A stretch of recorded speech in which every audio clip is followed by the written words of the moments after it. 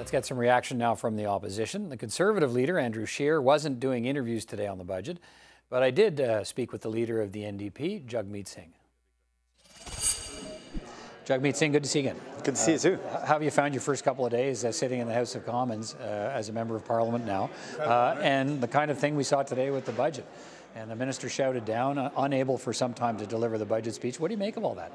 Well, in terms of the tactics, no, those aren't tactics that New Democrats supported. It's something I was in favor of. I understand, though, that Canadians are very frustrated with the fact that this government thinks that a former Liberal minister is somehow going to rectify the problems of political interference, allegations of interfering with the decision of the Attorney General, and effectively persuading or trying to get laws changed to benefit the powerful and wealthy. Those are things Canadians are worried about, and that's why we're calling for a public inquiry. Okay. The government seems disinterested in that, not prepared to do that. What kind of pressure can you bring to bear if it's not what we saw from Conservatives today? They're talking about every tool in the toolbox. What are New Democrats talking about to try and get to the bottom of the story, if that's what you say is needed? Well, we've been pushing for a public inquiry. We believe that a public inquiry at this point is the only way to get to the truth. We know that the Justice Committee is reluctant to hear from witnesses, and now they've shut down the entire process. They've been reluctant to hear from Ms. Wilson-Raybould again, and they've been putting up obstructions to hear from the other witnesses that we know are involved in this matter. Given all that we've seen, that's why we're pushing for a public inquiry. Canadians need to know that there's an independence of a public inquiry with a judge that has a broad mandate to hear from witnesses, to hear the testimony, and then get to the heart of what's going on. What's your reaction to the budget today? Let's get to that. Sure.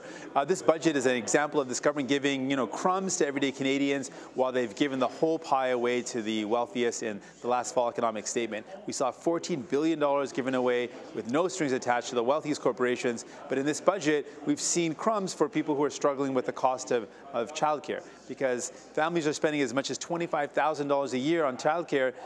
What's been proposed is not going to do anything to address that concern. We see that those who are struggling the most with precarious employment, contract work, will not be covered at all with the trainings plan that's being offered. It won't address any of the millennials who work in part-time and precarious work. We've seen that this government hasn't taken any steps to address seniors who are worried that they might lose their pensions if a company goes bankrupt, like Sears did, because they haven't changed the bankruptcy laws to stop that pension theft. Again and again, we're seeing this company protect the... On that today, they did have measures that would allow a court, at the very least, if a company declares bankruptcy, would allow a court to look at blocking the big payouts that big company executives get when the companies go down. All they put in the budget really is to say that the company should work in good faith. They could have easily implemented a law that says that workers, their pensions and benefits are a priority. Right now, they have not done that. They have not signaled any intention to help out working people. Instead, they've continued to protect corporations, the wealthy banks and financiers, instead of actually supporting people who need the help. We've seen again and again this company cave to the pressure of pharmaceutical lobbyists.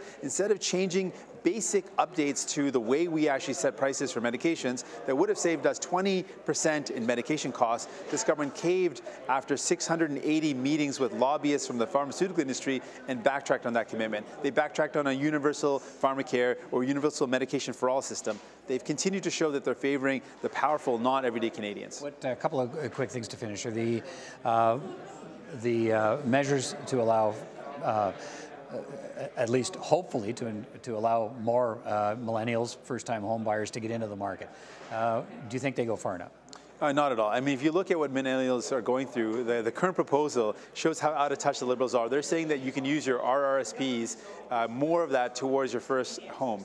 How many millennials have enough saved up in their RRSPs to actually do that? What we need and what we called for is building new affordable homes. That's what we need. We also need to see a commitment to build cooperative homes and non-market homes, places where people don't need to put up a deposit, don't need to have a mortgage, where you can actually find a place to call home. This government hasn't addressed what really is going on, shows how out of touch they are with what really millennials are and Canadians in general are going through. Skills training, setting up these lifelong accounts. Somebody can save put aside up to in non-refundable tax credits, $5,000 that will allow them to retrain.